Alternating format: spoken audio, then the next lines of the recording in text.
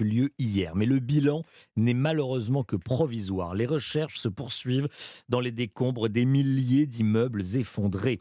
D'autant que le froid s'est installé sur les zones sinistrées. C'est donc une course contre la montre qui se joue en ce moment. Caroline Baudry avec nous. Bonjour Caroline. Bonjour Romain. Oui, pour sauver Ouais. chaque vie qui pourrait l'être, cet homme a survécu au séisme à Antioche. Il témoignait au micro du correspondant d'Europe 1 en Turquie, Rémi Trio.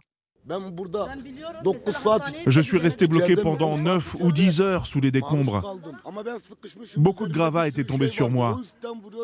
Quelqu'un essayait de me dégager par au-dessus et moi je poussais par en dessous. Il a d'abord sauvé ma femme, puis il est revenu me chercher.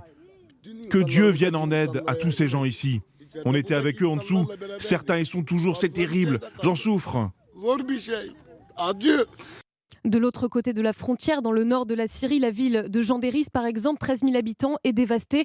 Les habitants, comme Ali, tentent de retirer parfois à main nue les corps des débris.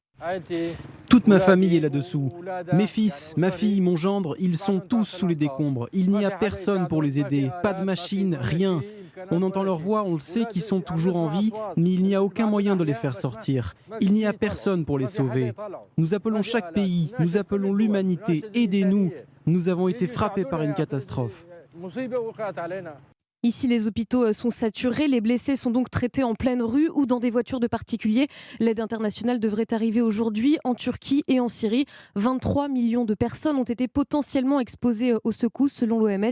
L'organisation redoute un bilan humain 8 fois plus élevé que les premiers chiffres annoncés. Ces appels à l'aide sont glaçants. Merci beaucoup Caroline Baudry. La communauté internationale